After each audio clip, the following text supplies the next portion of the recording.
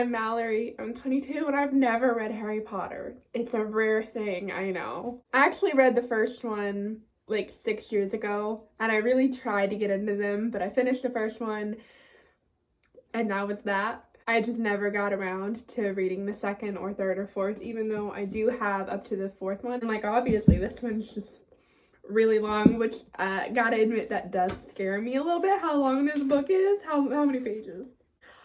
734 pages. Oh, good lord. But anyway, I have read this book. I'm gonna reread it, obviously, because I remember not a thing that happens. I've never seen any of the movies, but I have been a viewer of like book YouTube for like a long time, probably 5 years now. I've watched a lot of different people on BookTube, as they call it. So over the years of watching that community specifically, but also just existing in this world where everyone and their mother has read, literally everyone and their mother has read this book series, I've heard a lot of different spoilers over the years. Spoiler warning, but I'm going to go ahead and list off all the things I know now. So throughout this video, I can just freely talk about it. So big spoiler warning for this whole series. But I know that, what's his name? Dumbledore. I know Dumbledore dies. I know Ron and Hermione, obviously, they get together. But I think they break up and then they get back together by the end of it. I'm not really sure. I'm pretty sure Harry and Ron's sister Ginny get together at one point. I think I've heard that. I've heard that Ginny is an annoying character, although I might be confusing that with the Ginny from Gossip Girl. I'm not sure. And I know that Snape is a good guy in the end, even though he's not very well liked, if I'm remembering correctly. All of this is from years of hearsay. And I know that Harry Potter's parents were friends with the bad guy at one point or something. I know something along those lines happened, but I really don't know anything, obviously. But regardless of knowing any of that, I am excited to read through these books because of the way everyone talks about them. I follow almost every person I follow on BookTube talks about this book series as if it's like the end all be all. And I've heard people talk about it like that for my whole life. I've been hearing that these literally came out before I was born, I think. 1998 came out the year I was born. So I've been hearing about these books for my whole life, and I've never, other than this one, I've never read any of them. And I'm excited to learn about the world because it's clearly addictive. But with that said, I want to make it clear that I did not buy these books. I do have the first 4, and if I'm really into the series and I want to buy the last 4 or however many there are, I know there are 8 movies, right? I don't know how many there are, but if I want to buy the last few books, I will be buying them secondhand. I am not going to be giving JK Rowling any of my money. I do not support her, and by reading the series now, I am not supporting her. No money. I will be giving no money to her. I'm just talking about these books because I want to capture the time I read them. And so this is one of those cases that I'm definitely separating artist from the art because I'm gonna try to let myself enjoy these books as much as possible with keeping JK Rowling out of the scenario, out of the equation. Not that the $15 to buy a book would make a difference in her bank account. Out of principle, I just don't want to give her any of my money. But yeah, I'm gonna start reading this tonight. I'm kind of excited. I am curious of how it's all gonna work out. How Dumbledore will die. How if Hermione and Ron will end up together, because I really don't know. I know that they are together at one point, but I don't know if they stay together. I don't know if they end up together. I'm assuming they do because it's a book, it's fictional. Everyone, they gotta end up a little happy, don't they? Although I did just read Mockingjay and no one really ends up happy in that book. But I am excited to get started on these. I'm gonna start this one tonight. And I'm hoping, so it's November 2020 right now. I'm hoping to be done with all of these books by my next birthday, which is at the end of May. I think it's so funny that I said that because it is currently January 6th and I've been done with these books for about a week now. I've been editing this video this whole time and I just think it's so funny that I thought I wouldn't be done until my birthday. I read all 7 books in 1 month and 3 days. That's so wild that I thought it would take me that long. But anyway, back to your regular scheduled programming. I started rereading The Hunger Games on October 23rd and I was like, I'll be good to be done with all 3 of them by the end of November.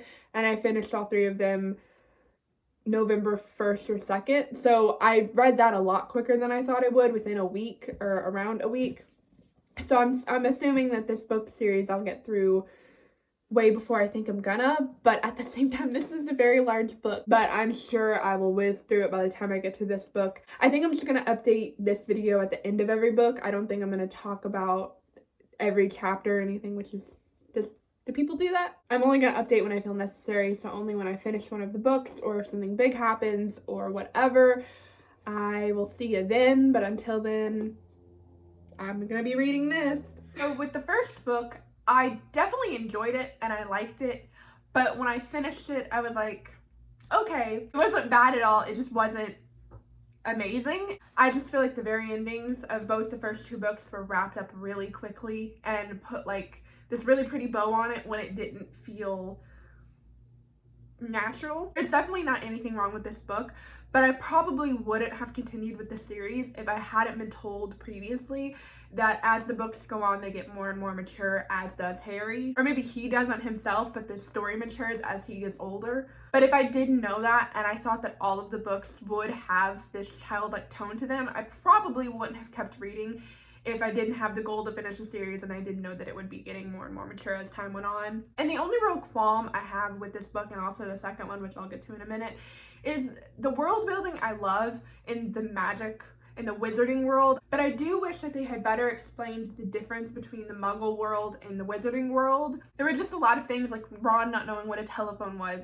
That was weird to me, and there were like, I don't remember reading a distinct line of Muggle world, wizard world. And so because of that, there were a few times that I was confused, and I feel like that could have been better explained, or maybe I just didn't read that part well enough, but I did feel like that was kind of lacking, and I was confused where the line between the worlds was. Obviously, King's Cross is where Harry will walk through the wall to get to the Hogwarts Express, but Ron, who lives in the wizarding world, he goes to the same station and has to walk through the wall to get to Hogwarts Express.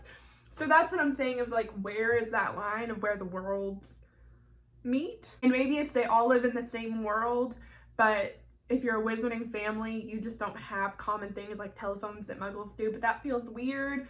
Like, what if Ron met non-wizard kids just like out and about and wanted to bring them back to their house? It would be like, oh, your house is strangely, weirdly shaped and you don't have a telephone? That's a little sus. But other than that one complaint of I wish the lines weren't so blurred of how the worlds are separated, I really enjoyed this book and I don't have many issues with it. World building, aside from that one thing, is great. I love how it somehow, you know, obviously it feels magical and whimsical, but at the same time it somehow feels grounded, and in a weird way, because it's written the way it is and because we're experiencing it with Harry for the first time, it feels believable almost. And I think the fact that we're experiencing it all with Harry for the first time as he is, that helps give this a note of, you know, he didn't believe it either. He's new to this too. But those are all my thoughts on it. Then we get to the second book, which I did like considerably more than the first one. Knowing that Harry's going to Hogwarts kind of makes me dislike the beginning of each book a little bit, because I'm like, I don't want to read about the Dursleys, I want to read about Hogwarts. But this book actually had a great opening section with the Dursleys. I love Ron coming to rescue him. I love that whole thing. Well, I don't love that the Dursleys are that awful and literally imprisoned Harry in his bedroom. I hated that. But I loved how George and Fred and Ron came to save him, and I just loved that whole part when he was staying with the Weasleys. That was great. I loved that.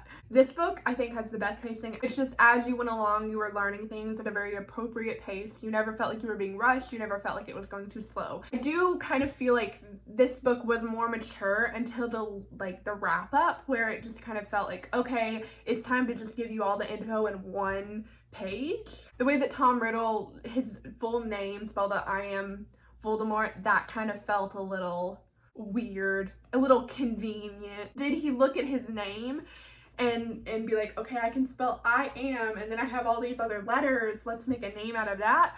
Or was he, you know, what's up with that? That felt a little weird to me. It was just kind of like the wrap up felt a little bit too, I'm gonna give a full monologue explaining every single detail of what I've done instead of it happening naturally. I'm hoping as the books go on it becomes more show don't tell kind of wrap up instead of them literally giving monologues explaining everything. So I'm hoping that as the books go on, it's going to get better and better and better with the way that they handle the wrap-ups, because that definitely is a qualm I have with the first two books. But again, I understand that these are literally books geared towards literal children. I understand all of that, which is why I kept reading. And I definitely, after I finished this book, I was getting more excited to read the series because I wanted to find out what happens next, more than I just have to read these to finish the series. I wanted to read them because I was interested and invested not only in the story and the plotline, but the characters. I think the characters really shined in this book, especially the friendship between the three. Speaking of characters, as much as I loved the main cast, I hated Lockhart. I think, you know, he's obviously meant to be hated. So is Dobby, or I don't know if Dobby is meant to be hated, but I hated him. But those two characters, especially Lockhart, felt unnecessary, like just completely unnecessary. He left at the end of the book, didn't really add a lot. He was like dead weight when it got to the climax. But overall, I did enjoy this book. I did enjoy how it got a little bit more dark than the first book got. The first book, with that wrap up, it was like Harry kind of fought with someone and then Dumbledore came and saved the day. With this one, it was very much, you know, in your face. Harry's having to deal with this alone. You know, he's sealed off from the rest of the world. Only this flying phoenix can help him. But that's really all I have to say about this book. But now on to this one. Just finished the third one like 5 minutes ago. And excuse me, that book was so good. The first two really wrapped up like really quickly, and it left me wanting more. I definitely don't feel that kind of like confusion, or I don't have as many questions with this book. I was actually kind of bored for the first, you know, about halfway through. I would say I was kind of bored, and I kind of thought they were like being too monotonous and being like talking about the mundane things too much. They were really hammering in Hermione is up to something. She has a weird schedule, and it was like, I know that these books are for children, but it was like the fourth or fifth time that they like brought it up as like this big mystery.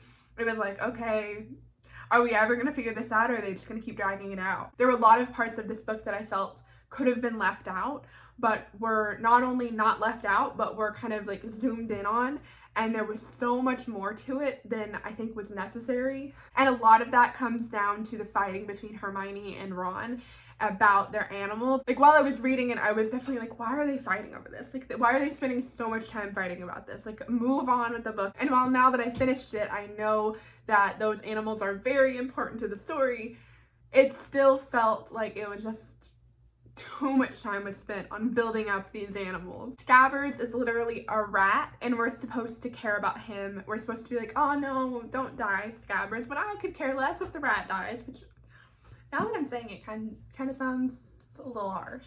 But the truth is, I didn't really care about Scabbers. I didn't care if Crookshanks killed him. It just felt very redundant by the third or fourth fight that Hermione and Ron were having over their animals. So while I definitely think that this book could have been 100 pages shorter, and I don't think the storyline would have suffered that much, I can look past that because of how well this book ended. The whole process of finding out everything was much more organic in this book. I love a good plot twist, I really do.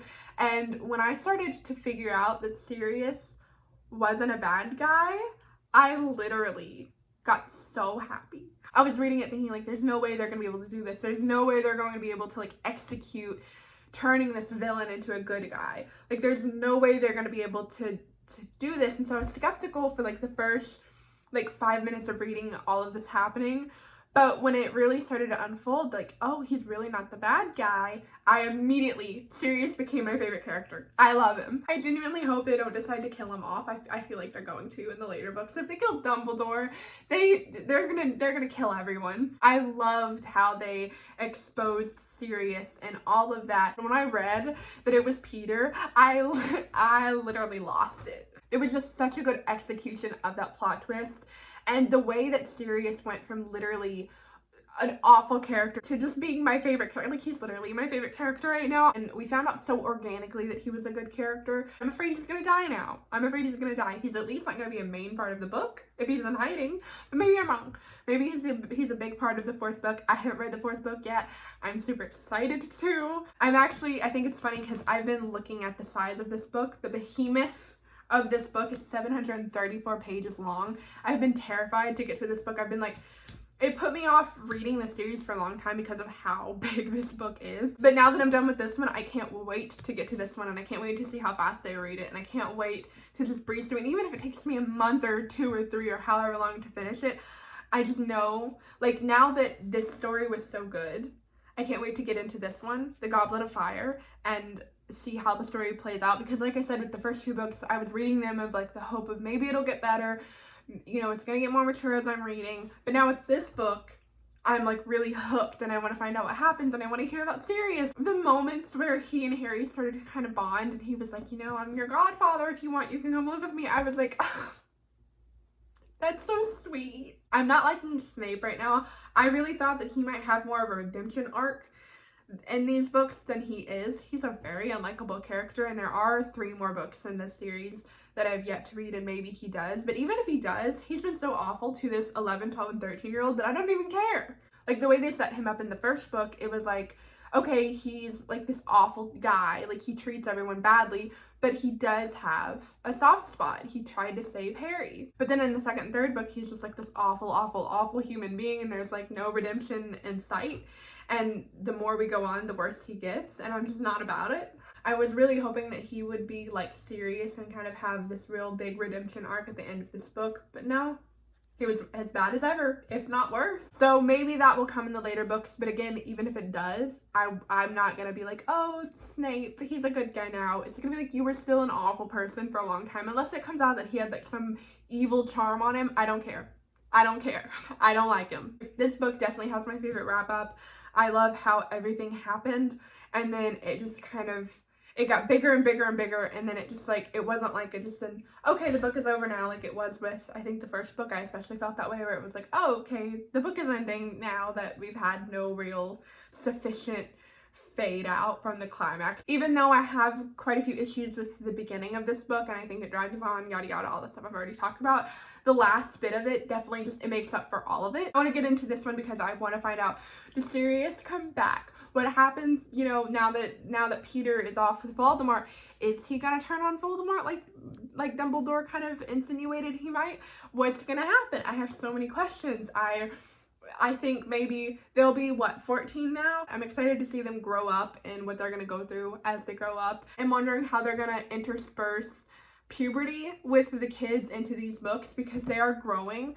They've not really talked about that much. So far, it's kind of been like, oh, he's another year older now. But anyway, I'm very excited to get into this book.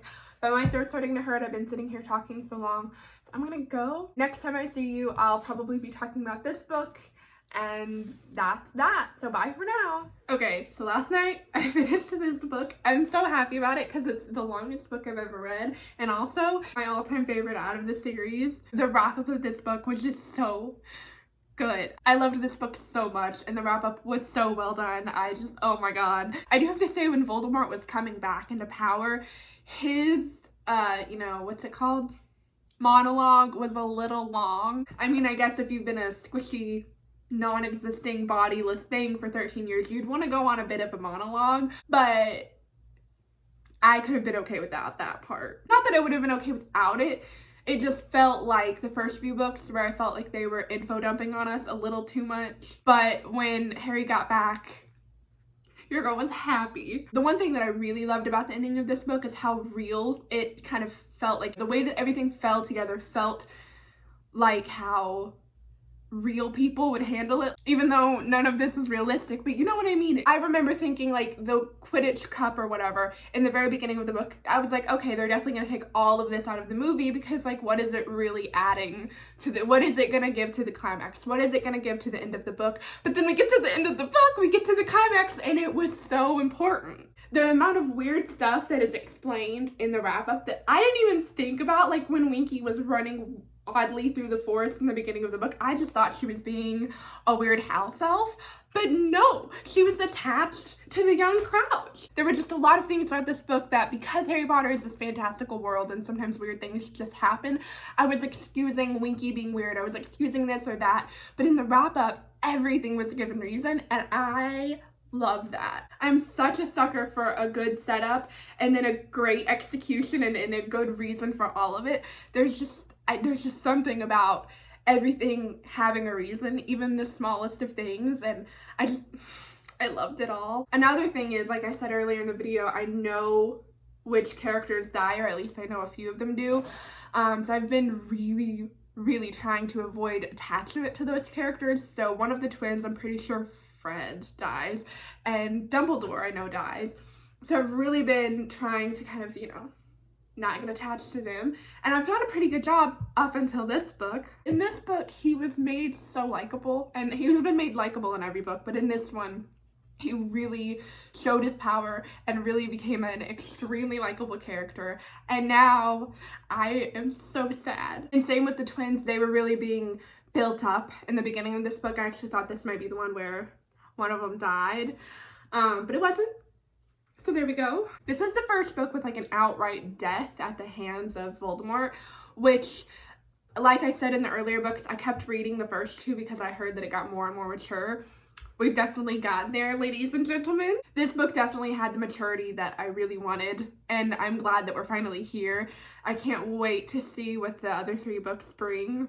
I've heard a lot of people say that the fifth book is their least favorite, and that makes me a little nervous, especially since it's like 900 pages long.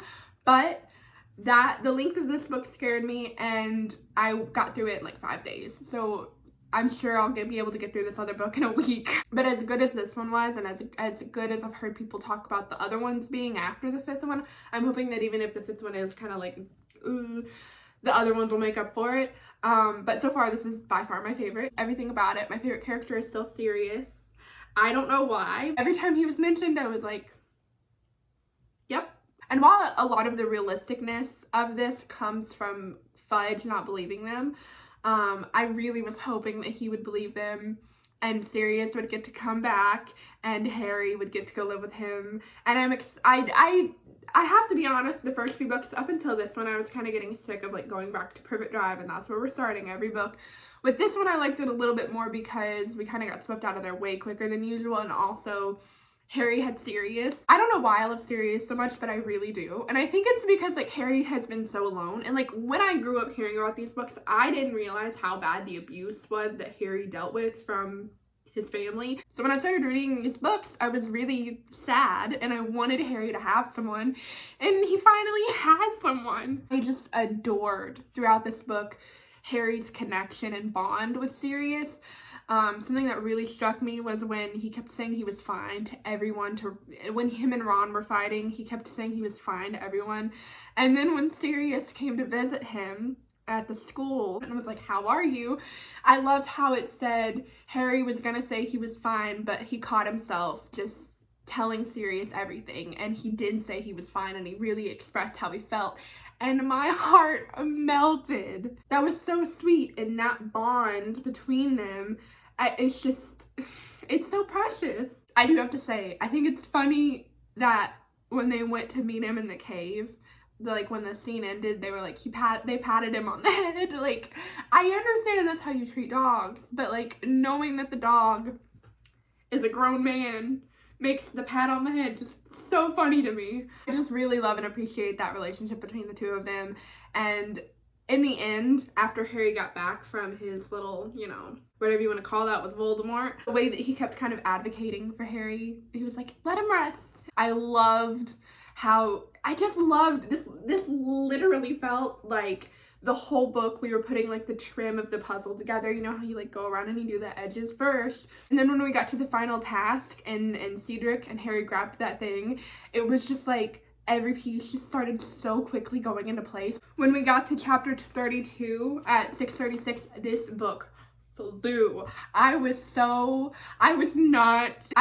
ready. It was crazy how quickly the ending went for me because I just could not stop reading, and it was so magnificent. So while the wrap up was definitely my very favorite thing, the relationship between Harry and Sirius was my second favorite thing. I talked about in a previous clip in this video, I think, about wondering how they're going to handle the puberty of Harry, Ron, and Hermione and the rest of the kids, and I think they handled it okay. I love that Ron and Harry fought throughout this book. Through the first 3 books, I constantly was thinking like, oh, when is Ron gonna get mad at Harry for always having the limelight, for having more money, for all of this stuff? Because Harry is a likable main character, but he does have his moments where he's spoiled or arrogant or whatever. And I kept thinking like, when is Ron gonna have an issue with this? It was done very well. I really appreciated how it was, except for the fact that Harry never apologized to Ron. Harry literally threw something that hit Ron in the forehead and he never apologized. And it was kind of made out to be like Ron was the only one that did anything wrong, when yeah, he did the wrong thing first, but Harry definitely played it up and should have apologized as well. But anyway, moving on. I think that they're sticking pretty good to the age thing where he is maturing, but he still has his moments, and I really appreciate all of it. I liked the pacing and plot of this book, and like I said in the beginning, there were a few things that I was thinking they could probably remove this from the book or the movie and I wouldn't really miss it. There was some filler in the beginning of the book, but I think that it was all wrapped up so well that even the filler type things fell into the picture and fell into the wrap up in a very nice way that it made it worth it. And the part where Harry's parents came out when his mom said, "Your father is coming," I literally was sobbing. I did not expect that. And I literally was like reading the book like, his mom is there, and then when she said, "Your father's coming," I literally couldn't handle it. I was sobbing. I'm gonna cry now. And the way that his father is like this revered person, I really appreciate that. I do kind of wish they would revere the mother a little bit more. I mean, she literally is what protected Harry from dying, and she's kind of pushed aside a little bit. She's not given as much credit as James was, and I guess I understand it a little bit more because James was more of a central person to a lot of our characters. He was friends with Sirius, he was friends with Lupin. I get that, but I do wish that people talked about her more, or revered her as much as they do James, because she was as much of Harry's life as he was. But I do hope to get more of his parents. I absolutely loved that part. I just loved everything about this book. And what I've been doing with this book and the third one is like, when I finish it, I'm like, oh my god, and I go back and I just reread the wrap up like over and over because it's my favorite part of the book. I am a sucker for a good wrap up. I always have been. From the second that Harry gets back with the port key to the ending of this book, I love rereading that part. It's my favorite. I just loved that Ron and Mrs. Weasley and Bill and everyone were just waiting for, like, it just felt so realistic. Like, there's just no way else for me to explain it. I get very passionate if you couldn't tell. I loved this book. I loved it so much. I really hope that the 5th one isn't as bad as everyone says it is.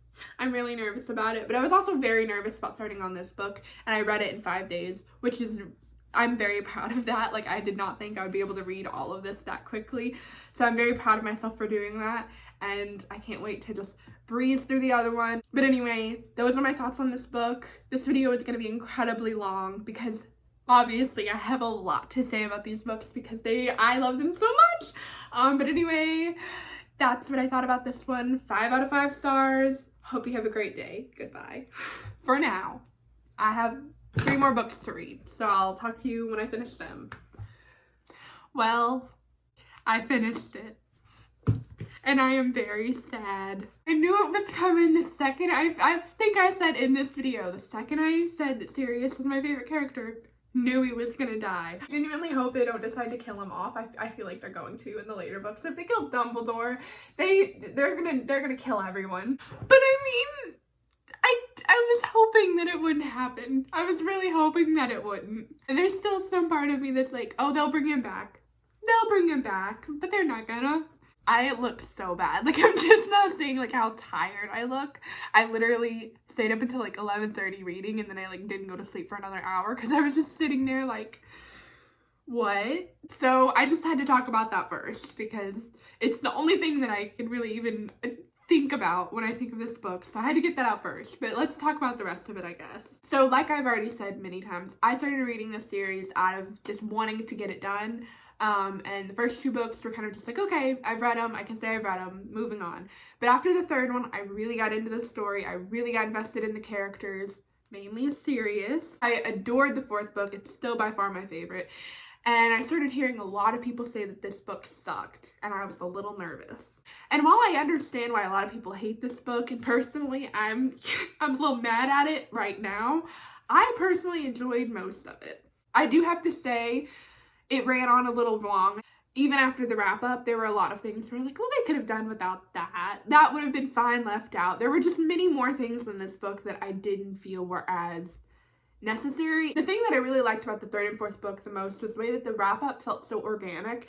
And while there were a few moments of long monologues from characters, it never felt like you were just getting all this info dumped on you by one person, while with this book, it kind of reverted back to its old ways with the first and second book, where Dumbledore, there's just like 4 or 5 pages where he just goes on consecutively explaining everything and dumping all this info on you. And I've personally never been a fan of monologues where they just dump everything on you at once and they try to pull everything together, but it doesn't really like the way that it happened with the fourth book was just so perfect that this just could never, I don't think anything will ever live up to the way that that fourth book pulled everything together so perfectly. But I didn't even give this book these big expectations that I wanted to like it more than the fourth, especially since I heard so many people talk about it as being one of their least favorite. A lot of people trashed on this book before I got to it.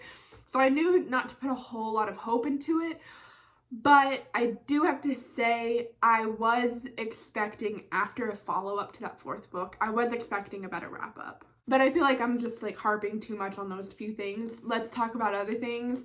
I actually really enjoyed this book for most of it. I could see the whole time I was reading it why people were saying it was their least favorite or trash talking it. In the third book, we saw Hermione get angry. In the fourth book, we saw Ron get angry. In this book, we saw Harry get angry. And I was waiting for it all to happen. I kept thinking, when is Ron gonna get jealous of Harry and his wealth? When is Hermione gonna get mad about this? When is Harry gonna go through his anger? And this book handled that very well. They tied in the normal amount of anger that a growing person goes through, but they also tied it back into the story in a very nice way where Voldemort's anger and happiness was also infused with Harry's. But I really enjoyed, I didn't mind how back and forth Harry's emotions were, but I can see how that could be annoying to a lot of people. Because it did happen quite a lot where he would be like, this is the end of the world, nothing is going right, I'm running away, and then 5 seconds later he'd be like, I'm so happy. I actually quite enjoyed the way that this book portrayed growing up and portrayed puberty, because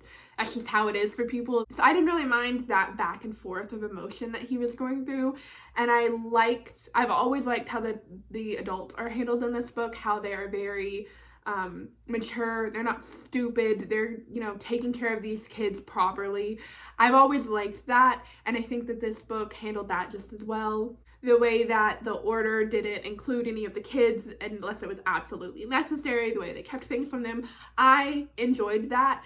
I definitely didn't like how Dumbledore was being distant from Harry. Even in the wrap-up, when we figure out why he was being more distant, it wasn't satisfying. It wasn't like, oh, that explains it, that makes it all worth it. It was just kind of like, okay, whatever. It was still weird throughout the book that he was being so distant, it didn't make up for it. My favorite part of the last 4 books was, in the end, Dumbledore would come in and save the day with Harry, and they would have this moment where Dumbledore would, have this admiration for Harry that was very mutual, and it was always my favorite part when Dumbledore would get included. In this book, even when that did happen in the conclusion, it still felt very abysmal.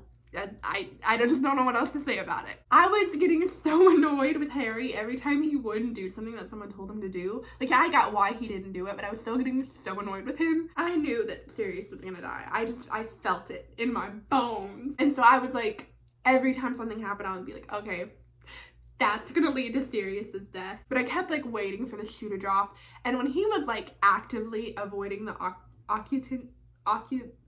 whatever the lessons with Snape were, when he was like actively avoiding that, I knew that was gonna be what led to Sirius's death.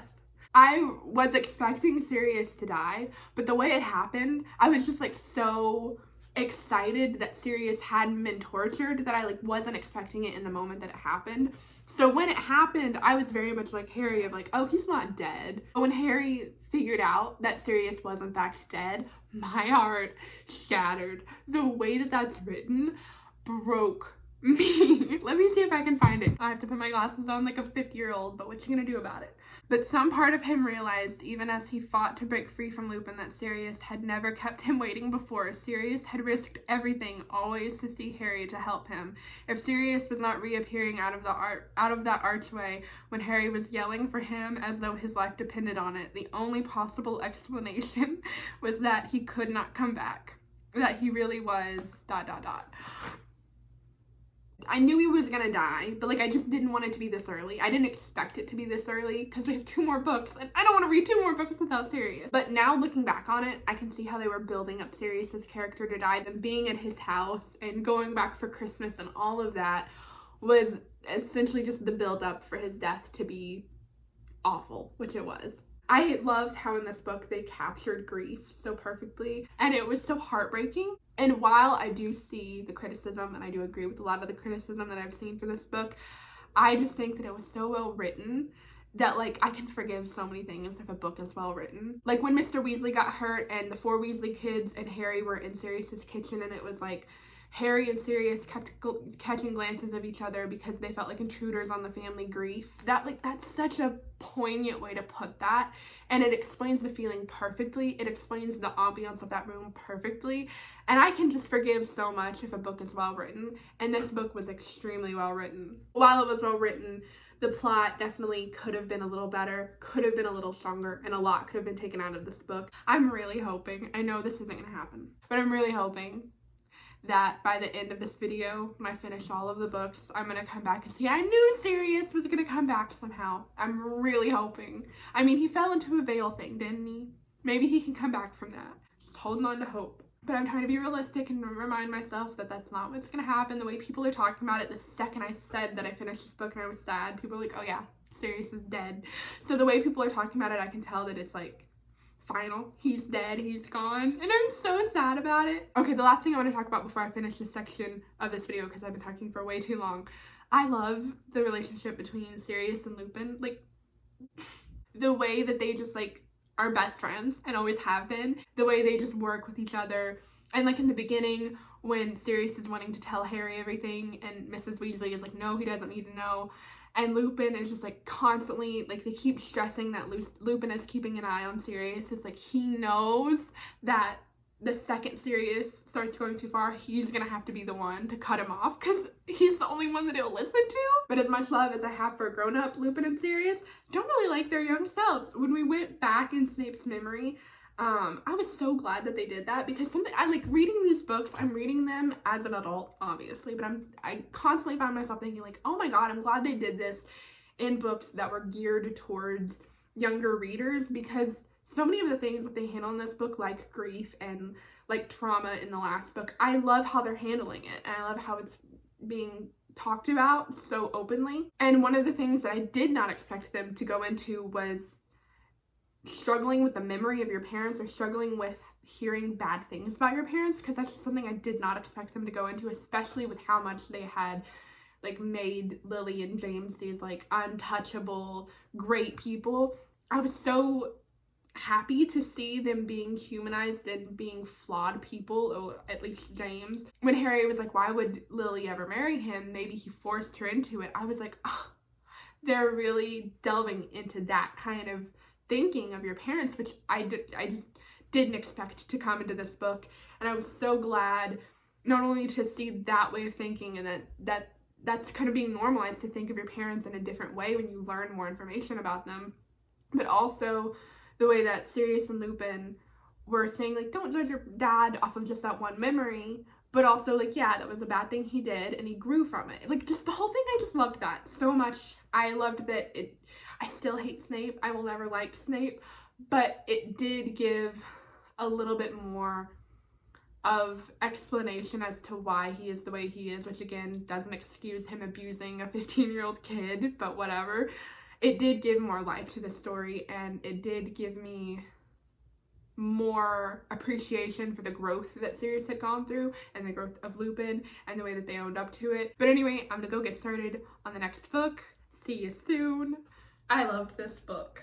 I think that this book, the beginning and the middle, is my favorite, while the fourth book still has my favorite ending, this book definitely took the cake with the main plot of it. I didn't dislike the Order of the Phoenix at all, but it was just so dense and heavy and dark, and it just kind of didn't have that like magical whimsy to it that I really appreciate about these books. It was just so heavy and dark, like there's just no other way to put it. And while the Order of the Phoenix kind of felt like you were kind of drowning, like it just felt so hopeless almost, because so much, Harry was always so angry and just, it was so murky. Like it just felt kind of hopeless. This one is like a breath of fresh air. Well, I guess one of the saddest things of the whole series happens at the end of this book. Most of it is one of the happiest, most lighthearted, most cheery. I really enjoyed this book. I really like the wrap-up of this book, which we all know by now. I really am a sucker for a good wrap-up. It felt very organic, and none of it felt too info dumpy or anything like that. A lot of this book could have felt info dumpy if it wasn't handled the way it was. I loved how much we learned from Dumbledore, and while that was literal dumping of info onto us, it was info that we needed to learn, and we learned all of the things organically, which is important to me, and it felt like there was a reason behind everything that happened, and I thoroughly enjoyed this book. A big part of the Order of the Phoenix that rubbed me the wrong way and that I didn't really enjoy, and I think I mentioned this when I was talking about that book, was the distance between Dumbledore and Harry. So when this book started off with Harry and Dumbledore being like that, I was like, yes, that's what I want. It was very obvious that they were building Dumbledore up to die. From like the first chapter, he was really heavily mentioned. I was like, okay, this is the one. He's gonna die at the end of this book. So while I was expecting that for most of the book, I do have to say, I was not expecting it to be Snape. I just didn't expect this book to go in the direction it did at the end. Through most of it, I was happily surprised with the caveats and the turns I took and the different ways it went. But right there at the end, right when Harry attacks Malfoy and accidentally hurts him, right after that is where the book kind of started to like go off a little bit for me, other than Harry and Ginny getting together. I loved them together. Them being together was so precious to me. I loved the way that Harry's feelings naturally grew for her. And other than the part where he's like, it's just brotherly feelings, which other than that, loved the way that he realized his feelings for her and all of that stuff. With that being said, the amount of times that Sweet Home Alabama could be played when talking about these full-blood, pure-blood wizards is uncomfortable to me. When Harry was like, well, maybe Tonks is upset because she was in love with Sirius, I wanted to throw up. That was uncomfortable for me. Speaking of Tonks, the ending where Fleur and Mrs. Weasley make up, and when Tonks and Lupin expressed their love for each other, that was very weird. That felt very, not forced, but very out of place. It's like, oh, Dumbledore just died, but here are these quick wrap-ups to these two things we kind of mentioned in the beginning that we need to wrap up. That was the one part of the wrap-up where I was like, okay. I do like Tonks and Lupin together. I think that that's like a cute dynamic between the two of them. But again, it kind of came out of nowhere. Like I said with the ending of The Order of the Phoenix, I loved the way that grief was handled and being told through the end of that book, and I loved how that continued on in this book. This is definitely my favorite book when it comes to the first third of it. The ending isn't my least favorite or anything, but my favorite ending will always be the fourth book, I think, unless Deathly Hallows really comes out of nowhere with a great ending, which it might. It's the last book. I'm kind of sad to be ending this series. I'm so invested now, but the fourth book still has my favorite ending by far. I loved the way that I'm so glad I was filming my reactions or talking about the books as soon as I finished them with that book, because that was the one that really, I was like, this series is phenomenal. Every aspect of that ending was so perfect, and I just loved it. And I feel the same way about this book with the first third of it. And there's nothing really wrong with the ending of this book, it's just not my favorite compared. And like I said with The Order of the Phoenix, it felt like drowning, while this one felt like a fresh of breath air, with just the airiness that came back to this book, the funness, the life that came back to this book. I loved seeing Harry as captain of the Quidditch team. I loved seeing him kind of deal with his feelings for Ginny. I loved how this book felt serious. It had that seriousness of Order of the Phoenix and of Goblet of Fire, but it also had that carefreeness of the first 3 books that I feel was definitely missing from Order of the Phoenix. And I hate to be going back to that book, but I think that if that book had been any more whimsical or any more airy or any less dark than it was, I wouldn't have such an appreciation for those qualities in this book. It was hard to see Harry just not even want to go back to Hogwarts in Order of the Phoenix. And in this book, it was all he wanted to do was go back to Hogwarts, and that it just signifies that innocence or whatever. I don't even know how to explain it, but this book just, it hit home, and I was so happy while reading it. Again, I do have to say, back to the wrap-up, it felt very anticlimactic for a long while when Dumbledore started, as soon as Dumbledore started drinking the goblet, is when it kind of started not going downhill as much as just kind of became stagnant. It just kind of felt like it went up, and then it became stagnant, and then it went down. It didn't ever feel like it was growing and growing and growing to this big moment.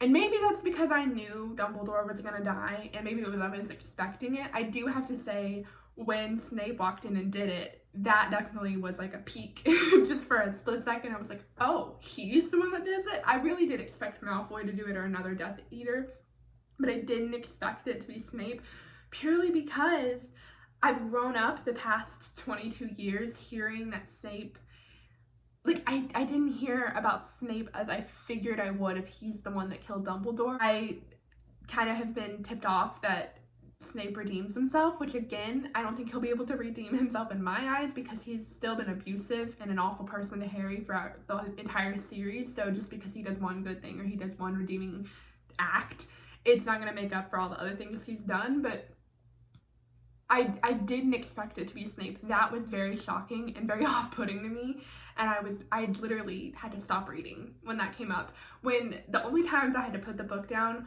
was when Harry kissed Ginny and when Snape killed Dumbledore. Those were the moments where I had to be like, I need a moment. When Harry kissed Ginny, when I finished that chapter, I was like, are they together? What happened? What happened? And it like threw me off because they're together this much of the book, okay? And then they break up in the end. They're together this much of the book. We get like 4 scenes where they're acting like a couple, and then they break up. What was that? What was the point? Like, it made me happy. It brought me joy when they were together, and every time they were around each other, I was like, that's great. I love that for them. But then they broke up in the end. What's the point? And I love how they broke up. I think that was handled well, and I understand why they broke up. I'm kind of glad they did because it adds more stakes and it adds something to like kind of look forward to the end of, ooh, do they get back together? I don't know yet, but I hope they do. But it does add more, and I get why they broke up. But like, to be together this much of the book, why couldn't they have been together this much of the book? You know, like, it just didn't make sense to me why they would put that so far at the end of the book and then end it like 30, 45 pages later. Like, what was the point of that? Why couldn't they have been together longer is all I want to know. Another thing that I loved about this book was the way a lot of the characters seemed to grow a lot in different ways. Like, Ginny grew a lot. She came into her own in this book and became more of a defined character. Loved the way that Hermione grew a lot. And I do have to say, for everything that happened between Ron and Hermione throughout this book, the jealousy with back and forth with Lavender, with the other guy, I can't remember his name, but with all of that, for them not to explicitly be together at the end of the book, it kind of did feel like they were that mad at each other, they were that angry for most of this book, for them not even to have the full conclusion of them getting together, really. It was just moments like that where the ending of this book, while I didn't hate it at all, it did have a few moments where I was like, okay, that could have been done better, or that could have been wrapped up a little, you know, better. I can't think of a better word. It was all organic, and I'll give it that. It felt like real life, felt realistic the way that everything happened. Couples do get together and break up really quickly sometimes. Couples do take a long time to get together sometimes. It all felt realistic, but it just, if we're talking about a conclusion, the second book to the end, it just kind of, there were a few ties that I felt should have been pulled tighter. It just felt like a lot of things were built up there at the end or throughout the whole book and then just kind of crumbled and didn't have the most satisfying conclusion that I was hoping for. But I absolutely loved this book. It was by far the easiest to get through. It was the one that I started, and then like it felt like a minute had passed and I was over halfway through it. It just, like, I couldn't put it down, and I went through it so quickly. I enjoyed reading this one the most out of all of the books so far. I usually am just waiting for the wrap up, especially with the 5th book. With The Order of the Phoenix, I was kind of like, okay, how are they going to pull this together in the end? With this book, it was like, I'm happy reading right now in the present instead of just waiting for the end. I really enjoyed this one. I really enjoyed it. I think I gave it 5 stars on Goodreads. Loved it a lot. I'm gonna go continue reading the last book, and I'm really sad that I'm almost done with this series. I don't know what I'm gonna do. I have the Cursed Child or whatever the play book is, which I kind of regret buying that. I think I'd be fine without reading it, but since I bought it, I will read it. But after that, I'll be done with this series, and I don't know what I'm gonna do. Well, I do know what I'm gonna do tonight. I'm gonna start watching the movies. And that's what I'm going to spend the rest of my time doing after I finish the series. I don't know. I'm afraid they're going to be bad. I've not heard anything about if they're good or bad adaptations, but I'm paranoid. But anyway, that's all I have today about this book. I thoroughly enjoyed it. I'm going to end this segment. Goodbye. I've done it. I've done it. I've read all 7. I'm so happy that I finally finished it, but I'm also so sad that it's over. Y'all are going to have to bear with me with the sun situation. I don't know what's happening. But anyway, I thoroughly enjoyed this book. I knew that I would. As I feel I've made abundantly clear throughout this video, because I won't stop talking about them, I'm a sucker for a good wrap-up, and this book feels like just one big wrap-up. I thoroughly enjoyed this book. There were a few parts near the end that I did feel it dragged on a bit, from like when Lupin came and told everyone that Tonks had the baby and asked Harry to be the godfather. From then until Professor McGonagall found him in the castle, that whole time span just felt very drawn out, especially with the dragon and the bank and all of that. That whole part was definitely dragged out, and I felt that when I was reading it. But even with that said, even though I was thinking, okay, where are we going with this, I still enjoyed all of it thoroughly. So, you know, even if it did drag on, it was still enjoyable, which is all I can really ask for. I loved the way that every character felt their most complex in this book. There wasn't one character that I didn't feel we saw a slight new look into. From the side characters of Flitwick and Sprout and McGonagall to the main characters of Harry, Ron, and Hermione, I feel like we saw a new aspect to each one of them. I care more about character than I do plot. Of course, I want the book to have a good plot, but if there are good character moments and there's a good wrap-up, I will forgive a lot of things, and this book had so many great character moments that just made my heart soar. Another thing that I really liked about this book was the constant back and forth with, are they allowed to trust Dumbledore, or is he actually a bad guy that was just a good lie? You know, like, I can see how some people might get annoyed or sick or find that boring or whatever, but I personally loved that. I am a sucker for a good character, or a character that we thought was good turning out to be very flawed. I've always loved that, because humans are complex, and I hate when people are put on pedestals and then when they do something wrong, it's like the end of the world. I hate that. So I love when characters are just made really flawed, and I loved seeing how flawed Dumbledore was throughout this book. And in the end, we don't really know if he's not a bad guy, if he didn't dabble in dark arts, because the only real resolve we got around that was admittedly in Harry's own head. So we still don't really know the whole story behind Dumbledore. I do wish we had a little bit more concrete canon of what Dumbledore's true plan was, because admittedly, they say it in the book that all of that wrap up in the end of Dumbledore's character arc, and the fact that he did do a lot of wrong things, but that he was remorseful and all, that was all in Harry's head. But maybe that's not how Dumbledore actually felt. Maybe he was a really genuinely flawed, bad guy who put Harry in danger, who turned on everything. Like, you know, I'm okay with that, but I do wish we'd gotten more of a concrete resolve of it, because now we're kind of left, well, I'm left with, is that how it went or not? But with a book like this, I guess you have to be okay with a few loose ends. I mean, there was so much that happened throughout the series that there were bound to be things that were left unfinished. And the only other thing that I can really think that I have a lot to say about is Snape. I hate Snape. I hate Snape more than I hate Voldemort, which is clearly obviously saying a lot. I can maybe understand why some people would be like, okay, Snape's not as bad as we once thought.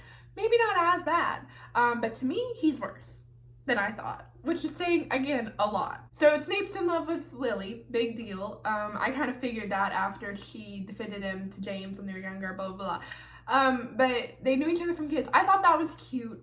I liked, and when it started, I was like, okay, there's no way they're gonna redeem Snape to me. Like, I just disliked him enough that there was no way they were gonna do it, even if he, like, saved the day full on. There was no way there was no way for him to redeem himself. But as I was reading it, I was like, okay, they're gonna give us this full backstory. And I quite enjoyed seeing Lily young, or hearing about her, because I've always kind of felt that Lily was neglected within these books, because she did just as much as James did and is hardly mentioned as much. And it was in fact her spell that protected Harry all these years. It was her love. So I really liked when in the 6th book Slughorn mentioned her a lot, and I really liked seeing more of her in this book because she deserves more recognition. She literally died protecting him. So I really enjoyed that, but it made no difference to me. I still hate Snape. He literally called her mudblood, which is like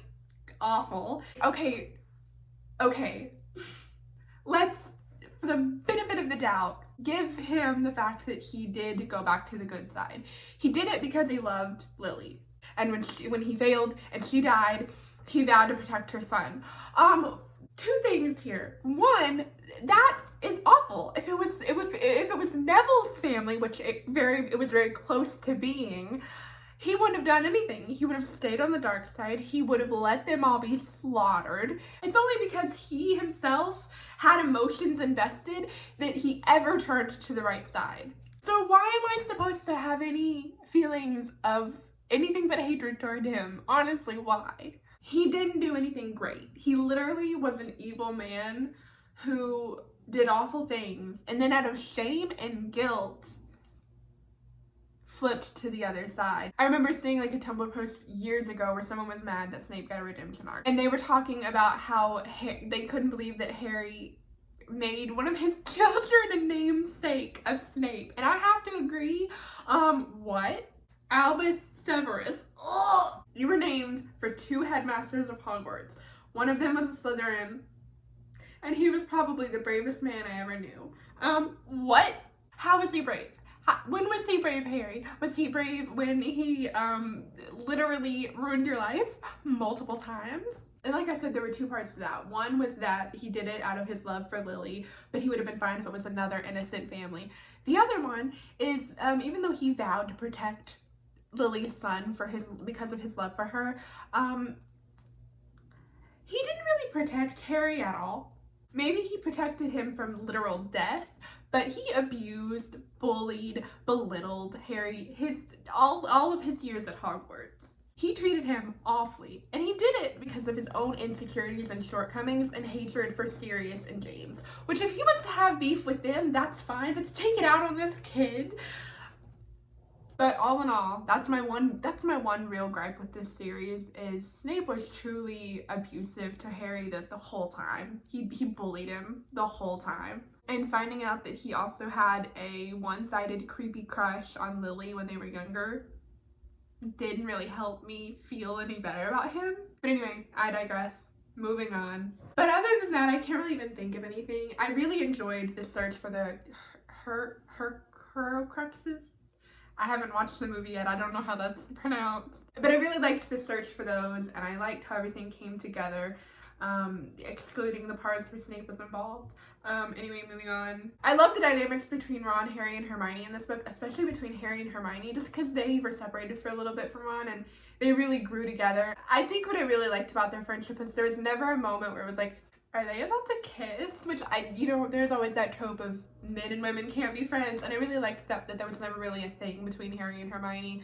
Even if other people thought there was, it genuinely wasn't in there, and I really enjoyed that. Overall, I don't know what else to talk about with this book. It was very good. I loved it. I really enjoyed it. I thought the ending, I do have to say, when they were circling each other, Voldemort and Harry, that was like, what was that? That was kind of monologue-y, a little bit too monologue-y for me. There was just so much going on. It didn't feel as organic or as natural as I would have kind of hoped for the final ending. Why were they yelling at each other in front of everyone? That felt weird to me.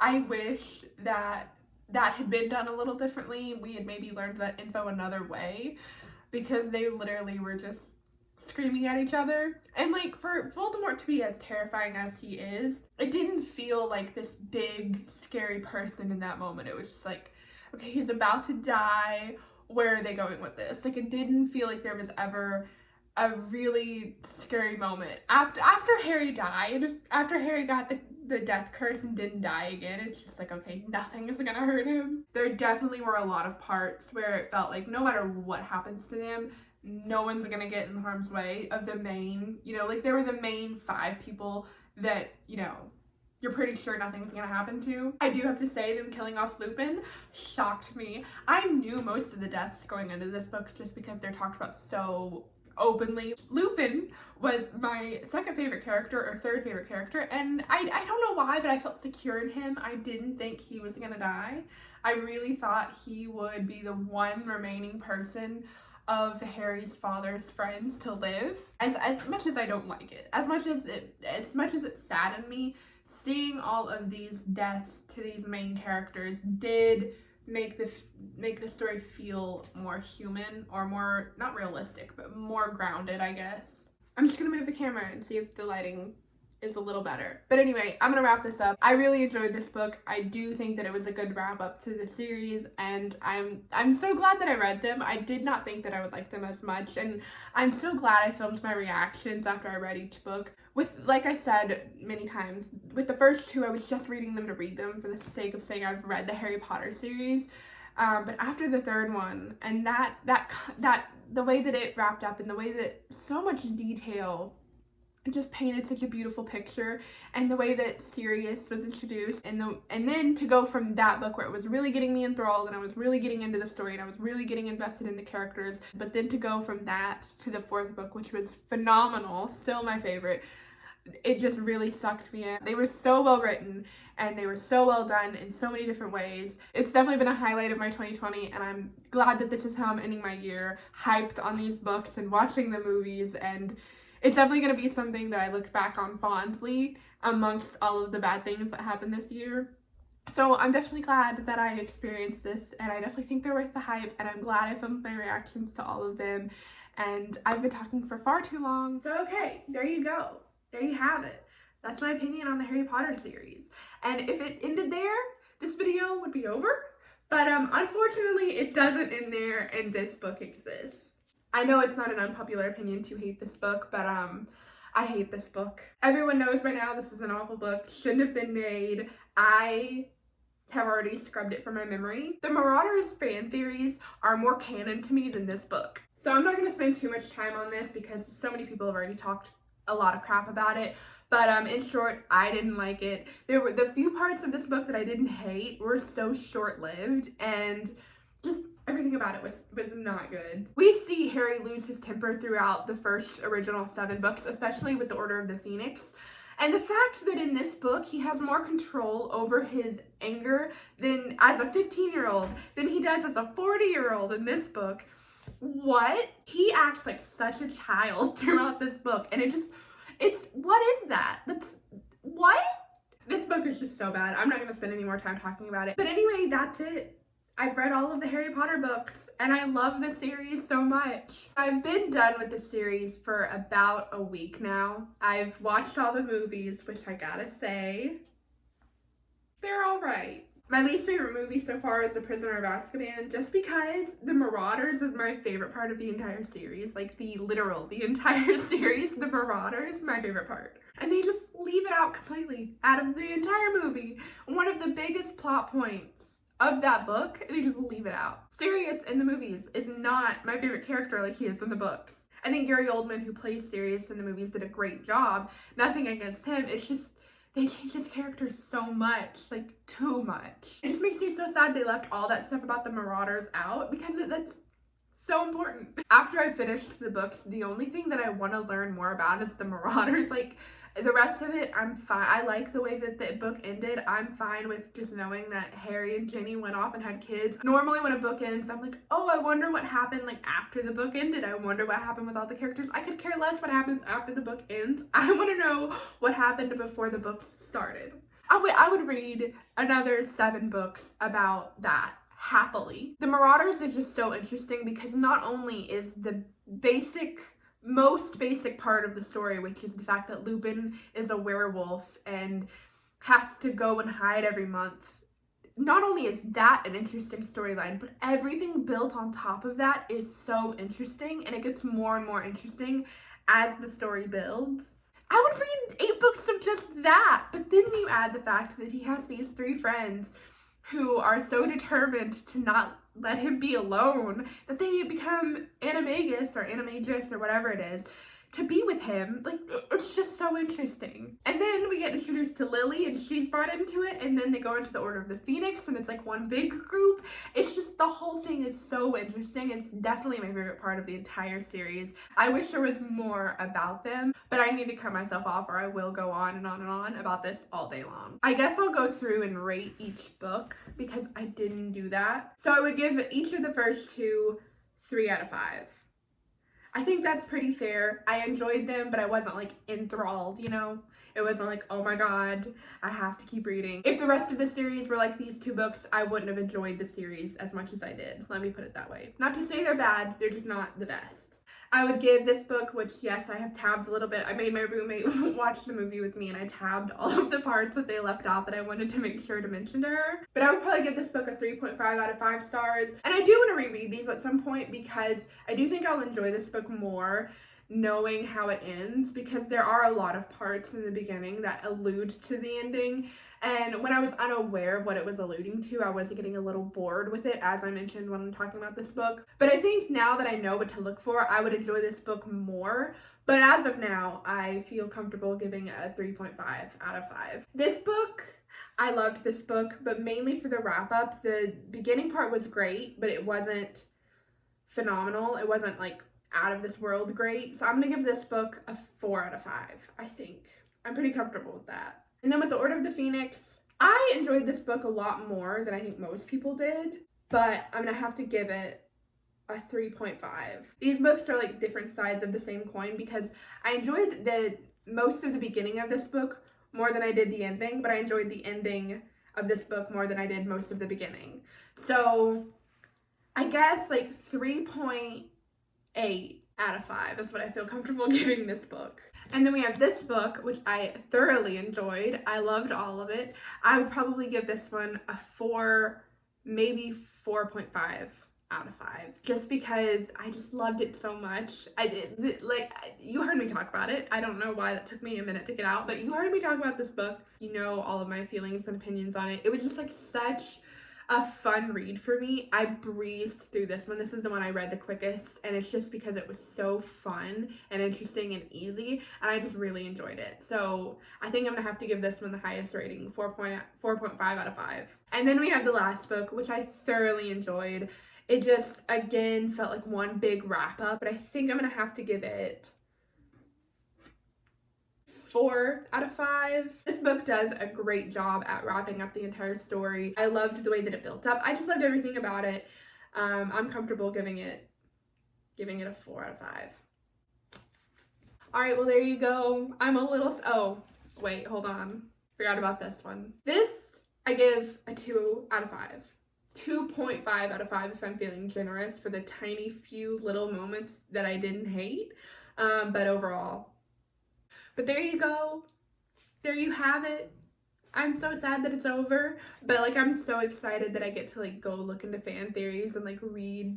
And I've been watching so many like analysis videos on the series just because I like can't stop. But I love all of these books so much, and I can't wait to reread them in like a year or so and just like relive the joy that they give me. But anyway, I've been talking way too long. This video is probably going to be like an hour long. It's too much to edit. But if anyone other than future me did stumble upon this video and watched it to this point, thank you so much. How did you manage that? But anyway, hope you have a great day. Goodbye.